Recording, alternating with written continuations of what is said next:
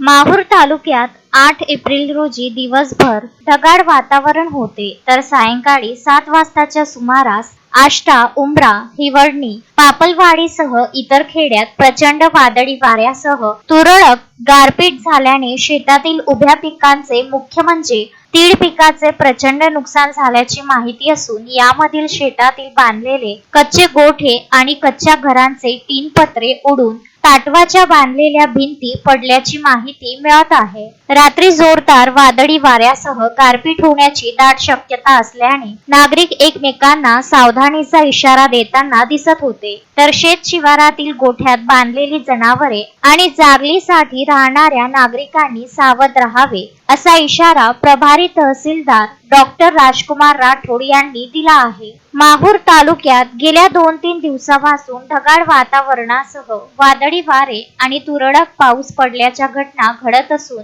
8 April रोजी मात्र दिवसभर ढगाळ वातावरण होते, तर सायंकाळी 6 वाजताच्या सुमारास आष्टा, हिवळणी, पापलवाडी, उमरा या गाव शेजारील शेतवाड्यात प्रचंड वादळी वाऱ्यासह गारपीट झाल्याने तीळ पिकाचे प्रचंड नुकसान झाले, तर अनेक शेतात बांधलेल्या गोठ्यावरील टीन पत्रे उडून गेले, तर ताटव्याच्या बांधलेल्या कच्च्या भिंती पडल्याच्या घटना घडल्या आहेत। ढगाळ वातावरण आणि गारपिटीची शक्यता असल्याने महसूल प्रशासनाकडूनही सावधानतेचा इशारा देण्यात आलेला आहे। वादळी वाऱ्याने गारपिटीत जीवितहानी झाल्याची घटना घडली नसली तरीही ढगाळ वातावरण आणि वादळी वाऱ्यामुळे रात्रभरात गारपीट होऊन नागरिकांसह गोठ्यात बांधलेल्या जनावरांची हानी होण्याची शक्यता नाकारता येत नसल्याने नागरिकांनी सावध राहावे असा इशारा प्रभारी तहसीलदार डॉक्टर राजकुमार राठोड यांनी दिला आहे। संजय घोगरे, विदर्भ न्यूज, माहूर।